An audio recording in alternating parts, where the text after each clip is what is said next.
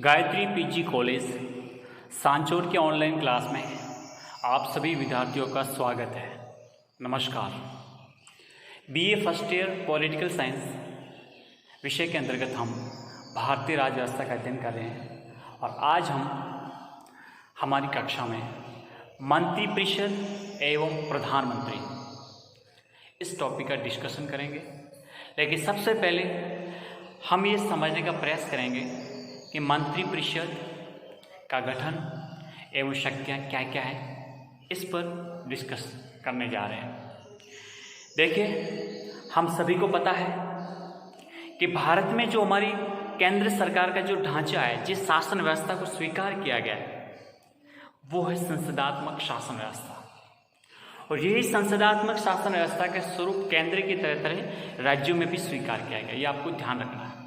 जो स्ट्रक्चर है वो सेम टू सेम राज्यों में भी स्वीकार किया गया। हमारे भारत गणराज्य के जो प्रांत हैं उनमें भी यही स्वीकार किया गया है। ठीक है, तो भारत में संसदात्मक शासन व्यवस्था आप सभी को पता है। और उस संसदात्मक शासन व्यवस्था में जो हमारे राष्ट्रपति हैं वो एक संवैधानिक शासक मात्र है। संवैधानिक शासक मात्र हैं। वास्तविक जो शक्ति है वो कार्यपालिका अर्थात मंत्रिपरिषद उसमें निहित होती है। जो हमारे राष्ट्रपति वो केवल हमारे संवैधानिक प्रमुख हैं, संवैधानिक शासक हैं, उनके पास शक्तियाँ नहीं हैं। वास्तविक जो शक्तियाँ हैं, यथार्थ में जो शक्तियाँ हैं, वो हमारी कार्यपालिका अर्थात मंत्रिपरिषद में निहित है। राष्ट्रपति के नाम पर मंत्रिपरिषद ही समस्त शक्तियों का उपयोग करता है। क्या है कि राष्ट्रपति के नाम पर मंत्रिपरिषद ही समस्त शक्तियों का उपयोग करता है। अब आप देखिए, बोर्ड पे नजर डालिए, एक आर्टिकल लिखा है 53(1). क्या लिखा है? संघ की कार्यपालिका शक्ति राष्ट्रपति में निहित होगी। संघ की कार्यपालिका शक्ति राष्ट्रपति में निहित होगी और वह इसका प्रयोग इस संविधान के अनुसार स्वयं या अपने अधीनस्थ अधिकारियों द्वारा करेगा। बात समझ में आई? संविधान के अनुसार स्वयं या अपने अधीनस्थ अधिकारियों द्वारा करेगा। अब आप समझ सकते हो कि इसमें ये जो शक्तियाँ वो अधीनस्थ कर्मचारी या अधिकारियों के द्वारा ही ये करेगा। इस शक्ति का प्रयोग मतलब इसका पूरा स्पष्टीकरण किसकी तरफ जाता है? हमारी मंत्रिपरिषद पर जाता है। राष्ट्रपति राज्य का प्रमुख होता है, जबकि प्रधानमंत्री होता है वो सरकार का प्रमुख होता है। क्योंकि इस शासन व्यवस्था में जो भी कार्य होते हैं वो राष्ट्रपति को संबोधित करके किए जाते हैं।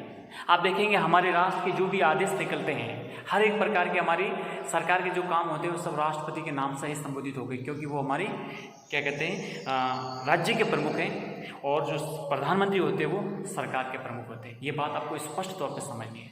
इसलिए मैंने आपको 53(1) में यहाँ पे बोर्ड पे लिखा हुआ आपको समझाने के लिए कि संघ की जो कार्यपालिका शक्ति है वो सब कुछ किस में निहित होती है? राष्ट्रपति में। लेकिन वो नाम मात्र की होती है। वास्तविक जो शक्ति है, इस शक्ति प्रयोग वो अपने स्वयं अपने अधीनस्थ अधिकारियों द्वारा करेगा और अधिकारी के तात्पर्य यहाँ पर हमारी मंत्रिपरिषद और ये सब कुछ इस पर शामिल किया गया है। आई बात समझ में? ये बात आपको समझनी थी। आप इस अभी तक समझिए कि हमारे देश में राष्ट्रपति की क्या स्थिति है। और आप सभी को पता है कि जहाँ जहाँ संसदात्मक शासन व्यवस्था होती है वहाँ पर नाम मात्र और वास्तविक कार्यपालिका दो प्रकार से उसमें शामिल होती हैं। तो वास्तविक होती है वो हमारी मंत्रिपरिषद एवं प्रधानमंत्री में निहित होती है। ठीक है, ये बात को स्पष्ट किया। अब देखिए, अब हम समझते हैं कि हमारी जो मंत्रिपरिषद है, अब देखो संसदात्मक शासन व्यवस्था में जो मंत्रिपरिषद होती है वो व्यवस्थापिका में से गठन किया जाता है। अर्थात हमारे जो सदन है, लोकसभा और राज्यसभा, इसी में से गठन होता है। अमेरिका की तरह जो अध्यक्षात्मक शासन व्यवस्था है वहाँ के कांग्रेस का, वहाँ के सदन की कोई भूमिका नहीं होती है। लेकिन संसदात्मक शासन व्यवस्था में ये भूमिका होती है कि जो भी मंत्रिपरिषद का निर्माण होगा वो बाकायदा हमारे दोनों सदन, लोकसभा और राज्यसभा, जहाँ से उनको उपयुक्त लगे, लेकिन लोकसभा से सबसे ज़्यादा होगा, वहाँ से वो मंत्रिपरिषद का गठन करेंगे। यह अब आप बिल्कुल स्पष्ट समझना चाहिए। तो देखो, सबसे पहले समझते हैं कि मंत्रिपरिषद का किस प्रकार से क्या गठन होता है। देखो, हमारे संविधान में आर्टिकल 74(1), मैंने आपको ये आर्टिकल इसलिए लिखवाए हैं ताकि आपको पता चले कि हमारे संविधान के किस अनुच्छेद में किस बात का उल्लेख किया गया है, ताकि आपको आगे आने समझने में किसी प्रकार की दिक्कत भी नहीं हो और अच्छे ढंग से और बहुत उपयोगी आपकी परीक्षा की दृष्टि से भी, इसलिए आपको अच्छे से याद भी हो जाए। बात तो वही है, लेकिन आर्टिकल के साथ जोड़ने से आपको आर्टिकल भी याद हो जाएंगे। तो आप देखिए 74(1) यहाँ से हमारी मंत्रिपरिषद और प्रधानमंत्री का ये पूरा संगठनात्मक ढांचा का शुरुआत होती है। तो देखिए 74(1) स्पष्ट करता है कि राष्ट्रपति को सहायता और सलाह देने हेतु एक मंत्रिपरिषद होगी। ये बिल्कुल 74(1) हमारी मंत्रिपरिषद के गठन के प्रावधान करता है, उसकी बात करता है कि राष्ट्रपति को सहायता और सलाह देने के लिए क्या होगी, एक मंत्रिपरिषद होगी और जिसका प्रधान कौन होगा, प्रधानमंत्री होगा। बात समझ में आई आपको? आपको बिल्कुल 74(1) ये स्पष्ट शक्ति देता है, स्पष्ट कह रहा है, क्योंकि आपने 53(1) देखा है, क्या कहता है कि संघ की कार्यपालक शक्ति किस में निहित है, राष्ट्रपति में, और इसका वो प्रयोग यानी कार्यपालक शक्ति का प्रयोग कैसे करेगा, संविधान में लिखा हुआ है 74(1) में क्या लिखा हुआ है कि राष्ट्रपति को सहायता और सलाह देने के लिए एक मंत्रिपरिषद होगी और उसका प्रधान कौन होगा, प्रधानमंत्री होगा। समझ में आ रहा है? स्पष्ट तौर से बिल्कुल आसानी से लिखा हुआ है, आपको कंफ्यूजन किसी प्रकार का नहीं होना है। 53 कहता है कि कार्यपालक शक्ति राष्ट्रपति निहित है और इस शक्ति का प्रयोग वो संविधान के अनुसार स्वयं अपने अधीनस्थ अधिकारियों द्वारा करेगा। अब 74(1) क्या कहता है, 74(1) क्या कहता है कि राष्ट्रपति को सहायता और सलाह देने के लिए क्या होगी, एक मंत्रिपरिषद होगी और जिसका प्रधान कौन होगा, प्रधानमंत्री होगा, अर्थात मंत्रिपरिषद का हेड कौन होगा, प्रधानमंत्री होगा, प्राइम मिनिस्टर होगा। ठीक है, राष्ट्रपति मंत्रिपरिषद के परामर्श के अनुसार ही कार्य करेगा, ये बड़ी बात है। अब आप थोड़े से आपके मन में भाव आ सकता है कि जब आप कहते हो कि 53(1) में लिखा हुआ है कि संविधान के अनुसार स्वयं, अब स्वयं की बात आए तो वो तो तानाशाह भी बन सकता है, कन्फ्यूजन हो सकता है, नहीं हो सकता है, मैं क्यों अपने अधीनस्थों से कार्य करूँगा, मैं तो स्वयं ही कर सकता हूँ। लेकिन यहाँ स्पष्ट तौर से लिखा हुआ है 74(1) में कि राष्ट्रपति को सहायता सलाह देने के लिए एक मंत्रिपरिषद होगी जिसका प्रधान कौन होगा, प्रधानमंत्री। लेकिन राष्ट्रपति मंत्रिपरिषद के परामर्श के अनुसार ही कार्य करेगा, अपनी मर्जी से कुछ नहीं कर सकता। जो भी कार्य करेगा उस कार्य में जो मंत्रिपरिषद परामर्श देगी वो ही काम करना होगा। तो ये आपको स्पष्ट तौर पे समझ लेना है। अब आपको मेरे हिसाब से किसी प्रकार की झिझक महसूस नहीं होगी, आप समझ चुके होंगे ये टॉपिक। राष्ट्रपति मंत्रिपरिषद के परामर्श के अनुसार ही कार्य करेगा। ठीक है, हाँ ये हो सकता है यदि राष्ट्रपति चाहे तो वह एक बार मंत्रिपरिषद में पुनर्विचार के लिए वो भेज सकता है या कह सकता है, लेकिन मंत्रिपरिषद द्वारा दोबारा भेजने पर राष्ट्रपति अपनी सलाह के उनकी मंत्रिपरिषद की सलाह के अनुसार ही कार्य करेगा। बार बार टरका नहीं सकता कि लीजिए दोबारा विचार कीजिए, नहीं कह सकता है कि एक बार पुनः विचार कर लो, एक बार फिर वापस भेज दिया कि नहीं हमने विचार कर लिया आप करो, तो फिर वो वापस नहीं भेज सकता। आई बात समझ में? ये हमारा 74(1) कहता है मंत्रिपरिषद के गठन के बारे में। अब दूसरी, मैंने आपको बताया कि वो कोई काम को लौटा सकता है पुनर्विचार के लिए, फिर वापस भेज सकते हैं, या किसी प्रकार की जो मंत्रणा होती है गुप्त होती है, ये जरूरी है, इसके बारे में क्या क्या है। तो आप 74(2) क्या कहता है? 74 ये कहता है कि मंत्रियों द्वारा राष्ट्रपति को जो सलाह दी गई है, राष्ट्रपति को दी गई सलाह की जांच किसी न्यायालय द्वारा नहीं की जा सकती है। यानी इस प्रश्न की किसी न्यायालय द्वारा जांच नहीं की जाएगी कि क्या मंत्रियों ने राष्ट्रपति को कोई सलाह दी, और यदि दी तो क्या दी, ये न्यायालय को जानने का हक नहीं है। समझ गए आप? तो ये बिल्कुल हमारी न्यायपालिका को हमारी व्यवस्थापिका से कार्यपालिका से बिल्कुल पृथक करती है कि किसी भी टॉपिक पर किसी मंत्री ने या मंत्रियों ने राष्ट्रपति को कोई सलाह दी तो क्या सलाह दी, तो सलाह तो देनी पड़ेगी क्योंकि राष्ट्रपति हमारी संसद का अंग है, राष्ट्रपति हमारी संसद का अंग है। तो बिना तो तालमेल, बिना सलाह तो कोई काम ही नहीं होता है। लेकिन आप ये इस बात को न्यायालय में नहीं घसीट सकते, या न्यायालय इस बात की जांच नहीं कर सकता कि मंत्रियों ने सलाह दी तो क्या दी, मुझे जानना कहा कि नहीं। ये बिल्कुल स्पष्ट तौर से 74(2) में लिखा हुआ है। बिल्कुल बेहद आसान बात है, बहुत बहुत अच्छे ढंग से समझ में आ रही होगी आपको। ठीक है, ये बात होगी, ये हमारे मंत्रिपरिषद के गठन से संबंधित होगी। ठीक है, अब देखिए ये प्रावधान होने के बाद में स्पष्ट किया कि मंत्रिपरिषद है, मंत्रिपरिषद का जो प्रमुख होगा वो कौन होगा, प्रधानमंत्री होगा, तथा विभिन्न श्रेणियों के मंत्री होते हैं, विभिन्न श्रेणियों के मंत्री होते हैं। मैं आपको स्पष्ट बताता हूँ किस किस प्रकार से। देखो, लेकिन इसी के साथ एक और समझ लेते हैं 75(1) ये समझना बहुत जरूरी है, क्योंकि ये समझेंगे तब हमारे पूरे संपूर्ण मंत्रिपरिषद का समझ में आपको आ जाएगा। अब आपको देख लो 75 का नाम आते सीधा दिमाग में आपके प्रधानमंत्री आना चाहिए। क्या आना चाहिए?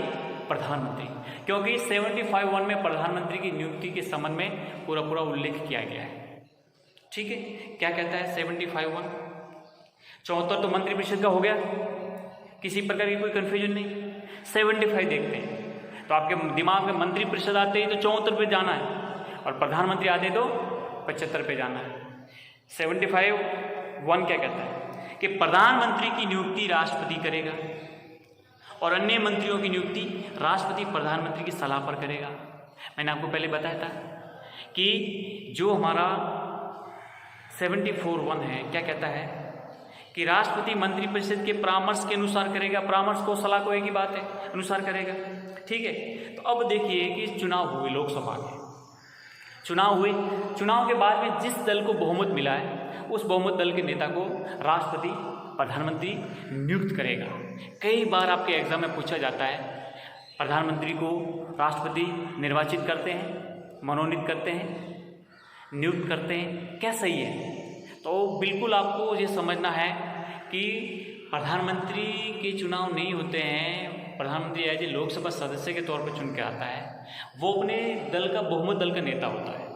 ठीक है, अब राष्ट्रपति हैं वो केवल नियुक्त करते हैं। राष्ट्रपति देखेंगे कि लोकसभा में किस दल के सबसे ज़्यादा सीटें मिली हैं, बहुमत मिला है लोकसभा में, उस दल का जो नेता होता है उसी को ही प्रधानमंत्री नियुक्त करते हैं। तो यहाँ पे नियुक्त कर आपको उल्लेख करना है, न कि किसी प्रकार से हो। इसलिए बहुत बच्चों में कन्फ्यूजन रहता है कि नियुक्ति सही है कि निर्वाचन सही है कि चुनाव है कि मनोनीत है कि क्या है। आपको सब प्रकार के शब्दों को उड़ेल फेंकना है। केवल एक याद रखना है कि 75(1) 75(1) कहता है संविधान का अनुच्छेद कि प्रधानमंत्री की नियुक्ति राष्ट्रपति करेगा। बात स्पष्ट हुई, प्रधानमंत्री की नियुक्ति राष्ट्रपति करेगा तथा अन्य मंत्रियों की नियुक्ति, यानी मंत्रिपरिषद का हेड कौन होता है? प्रधानमंत्री होता है। तो प्रधानमंत्री की नियुक्ति के बाद में राष्ट्रपति से ये सलाह करेंगे, राष्ट्रपति और प्रधानमंत्री आपस में सलाह करेंगे कि भाई किन किन व्यक्तियों को मंत्री बनाना है। इसलिए राष्ट्रपति अपनी मनमर्जी से कुछ नहीं करेगा, प्रधानमंत्री लिखित में एक लिस्ट देगा कि इन इन व्यक्तियों को ये मंत्री बनाने। प्रधानमंत्री जो लिस्ट देंगे उसी लिस्ट के आधार पर अन्य मंत्रियों की नियुक्ति होगी। बहुत ही आसान है। क्या कहता है 75(1) कि प्रधानमंत्री की नियुक्ति कौन करेगा? राष्ट्रपति करेगा और अन्य मंत्रियों की नियुक्ति राष्ट्रपति प्रधानमंत्री की सलाह पर करेगा। अन्य मंत्रियों की नियुक्ति राष्ट्रपति है वो प्रधानमंत्री की सलाह पर ही करेंगे। ये बात स्पष्ट हुई, ठीक है, किसी प्रकार का कोई कन्फ्यूजन नहीं करना है। अब थोड़ा सा 75 अनुच्छेद है वो, उसके अंदर कई आर्टिकल हैं अंदर, तो 75(1), 2, 3, 4, 5, 6 तक अपन समझेंगे, लेकिन अभी जो हमने समझा वो 75(1) है। आपको समझ में आ गया होगा कि प्रधानमंत्री की नियुक्ति कौन करता है? राष्ट्रपति करता है और अन्य मंत्रियों की नियुक्ति कौन करते हैं? प्रधानमंत्री की सलाह पर राष्ट्रपति ही करते हैं, लेकिन सलाह किसकी लेंगे? प्रधानमंत्री की। बात स्पष्ट हुई। अब देखते हैं 75(2) में क्या है। 75(2) में मंत्री और राष्ट्रपति के जो मंत्री होते हैं, यानी जिन जिन व्यक्तियों को राष्ट्रपति ने मंत्री नियुक्त किया है, जो मंत्री होते हैं वो राष्ट्रपति के प्रसाद पर्यंत पद धारण करेंगे। ये 75(2) में लिखा हुआ है। 75(2) में लिखा हुआ है कि जो मंत्री हैं वो राष्ट्रपति के प्रसाद पर्यंत पद धारण करेंगे। अब यहाँ पर राष्ट्रपति का प्रसाद पर्यंत मतलब हमारी कार्यपालिका का मंत्रिपरिषद का विश्वास इससे जुड़ा हुआ था। ठीक है, अगर कोई मंत्री इसके विमुख जाता है, खिलाफ जाता है, तो प्रधानमंत्री राष्ट्रपति से या तो स्वयं बोल देंगे या फिर उसको राष्ट्रपति उसको बर्खास्त करेंगे अगर पद से इस्तीफा नहीं देता है तो। ठीक है, तो ये यहाँ पर क्योंकि मैंने आपको स्पष्ट बताया ना कि फिर आर्टिकल 53 क्या कहता था कि सब कुछ शक्तियाँ कार्यपालिका किसमें नहीं थे? राष्ट्रपति में नहीं थे। इसलिए जो भी काम होंगे वो राष्ट्रपति के नाम से होंगे। तो आपको समझना है यहाँ पर कि 75(2) क्या कहता है कि मंत्री राष्ट्रपति के प्रसाद पर्यंत पद धारण करेंगे। जब तक राष्ट्रपति का आशीर्वाद है तब तक वो पद को धारण करेंगे। जब उसको लगे कि नहीं अब इसको हटाना है तो बिल्कुल वो हटा भी सकते हैं। ये बात आपको समझना चाहिए। अगली महत्वपूर्ण बात है 75(3) में, 75(3) में 75(3) क्या कहता है कि मंत्रिपरिषद लोकसभा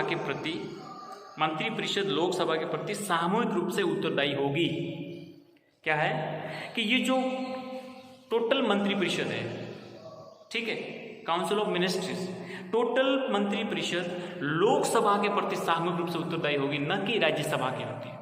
क्योंकि लोकसभा लोकप्रिय सदन है, जनता के द्वारा निर्वाचित प्रतिनिधि हैं, इसलिए ये जो हमारा एक मतलब एक प्रकार से इस संविधान में स्पष्ट उल्लेख किया गया है कि जो मंत्रिपरिषद होगी वो लोकसभा के प्रति सामूहिक रूप से उत्तरदायी होगी। ये 75(3) में लिखा हुआ है। ठीक है। 75(4) में लिखा हुआ है कि राष्ट्रपति सभी मंत्रियों को पद एवं गोपनीयता की शपथ दिलाएंगे, उसी के बाद से वे अपना कार्यभार संभालेंगे। राष्ट्रपति हैं वो सभी मंत्रियों को, आपने देखा होगा, टीवी पे देखा होगा, अखबारों में फोटो देखे होंगे कि हमारे जो भी मंत्रिपरिषद के सदस्य हैं उनको पद व गोपनीयता की शपथ कौन दिलाते हैं? राष्ट्रपति दिलाते हैं। सबको पता है, मेरे हिसाब से सबको पता होगा, सबने देखा है कि सभी मंत्रियों को पद व गोपनीयता की शपथ कौन दिलाएंगे? राष्ट्रपति दिलाते हैं। फिर उसके बाद में प्रधानमंत्री उनके विभागों का बंटवारा करते हैं और अपने विभागों में कार्यभार को संभालते हैं। ये 75(4) में लिखा हुआ है। 75(5) में लिखा है कि अगर कोई मंत्री संसद का सदस्य नहीं है और तो फिर अगर कोई माना कि हमारी लोकसभा और राज्यसभा, मैंने आपको बताया कि हमारे देश में संसदात्मक व्यवस्था का मॉडल स्वीकार किया गया और संसदात्मक मॉडल व्यवस्था में कार्यपालिका का जो गठन है वो व्यवस्थापिका में से होता है। अगर कोई मंत्री कार्यपालिका का सदस्य अर्थात मंत्रिपरिषद का सदस्य हमारी व्यवस्थापिका का सदस्य नहीं है अर्थात लोकसभा या राज्यसभा का सदस्य नहीं है तो फिर उसको क्या करना होगा? तो इसके लिए 75(5) में लिखा हुआ है कि अगर कोई मंत्री संसद का सदस्य नहीं है तो आगामी 6 महीने के भीतर सांसद होना जरूरी है। यानी हमारी लोकसभा या राज्यसभा दोनों में से किसी एक का सदस्य होना बेहद अति आवश्यक है, नहीं तो फिर वो मंत्री नहीं रहेगा। 6 महीने के भीतर उसका सदस्य बनना पड़ेगा। जैसे एग्जाम्पल, हमारे देश के विदेश मंत्री है जयशंकर, ये हमारे जब इनको शपथ दिलाई गई थी, विदेश मंत्री बनाया गया था, तो वो किसी भी सदन के सदस्य नहीं थे, लेकिन फिर बाद में उनको राज्यसभा से सदस्य बनाया गया। तो इस प्रकार से तो अगर कोई व्यक्ति अगर मंत्री बना हुआ है लेकिन संसद का सदस्य नहीं है तो 6 महीने के भीतर उसको सदस्य बनना ही होगा। ये 75(5) में लिखा हुआ है। 75(5) में लास्ट है वो 75(6) में, इसमें लिखा हुआ है कि मंत्रियों के वेतन और भत्ते राष्ट्रपति के आदेशानुसार या संसद के कानून के अनुसार निश्चित किए जाएंगे। अर्थात जो भी मंत्रियों को वेतन मिलता है, भत्ते मिलते हैं, वो राष्ट्रपति के आदेशानुसार या संसद के कानून के अनुसार ही निश्चित किए जाएंगे। एक बार पुनः स्पष्ट कर लेता हूँ कि 75(6) ये कहता है कि मंत्रियों के वेतन और भत्ते राष्ट्रपति के आदेशानुसार या संसद के कानून के अनुसार ही निश्चित किए जाएंगे। यानी इनको कितना वेतन देना है, कितना भत्ते देने हैं, ये सब कुछ या तो राष्ट्रपति आदेश देंगे या फिर हमारी संसद कोई कानून द्वारा निर्धारित करेगी। तो ये हमने समझा हमारे मंत्रिपरिषद के गठन के संबंध में क्या क्या हैं। अब एक थोड़ा सा इसी में जुड़ा हुआ है, ये हमारे 91वें संविधान संशोधन द्वारा आर्टिकल 75(1) के अंदर और सब आर्टिकल जोड़ा था जिसको कहते हैं 75(1)(a) या 75(1) क, जिसमें ये बताया था कि मंत्रिपरिषद में जो प्रधानमंत्री सहित मंत्रियों की कुल संख्या है वो कितनी होनी चाहिए। तो उसमें स्पष्ट लिखा था। पहले क्या होता था कि मंत्रियों को बनाते समय कई प्रकार के धार्मिक, सामाजिक, कई प्रकार के मामलों को देखना पड़ता था, तो मंत्रियों की संख्या बहुत हुआ करती थी। इससे हमारी सरकार पर वित्तीय बोझ पड़ता था। तो इससे निपटने के लिए, इन चुनौतियों का समाधान करने के लिए ये 91वें संविधान संशोधन 2003 द्वारा ये प्रावधान किया गया कि मंत्रिपरिषद में प्रधानमंत्री सहित मंत्रियों की कुल संख्या है वो लोकसभा के सदस्यों की कुल संख्या के 15% से अधिक नहीं होगी। यानी कुल संख्या के 15% के अधीन उस मतलब अंदर रहकर मंत्रिपरिषद का निर्माण करना होगा, अर्थात उनकी संख्या 15% से ज़्यादा नहीं होगी। ये 75(1) क में ये समावेश किया गया था। ठीक है। दूसरा इसमें एक और जुड़ा था 75(1) ख, जिसमें कि किसी दल बदलू व्यक्ति को मंत्री नहीं बनाया जाएगा, अर्थात संसद की सदस्यता से उसे अयोग्य घोषित कर दिया जाएगा। ये थे प्रावधान हमारी मंत्रिपरिषद के गठन के संबंध में।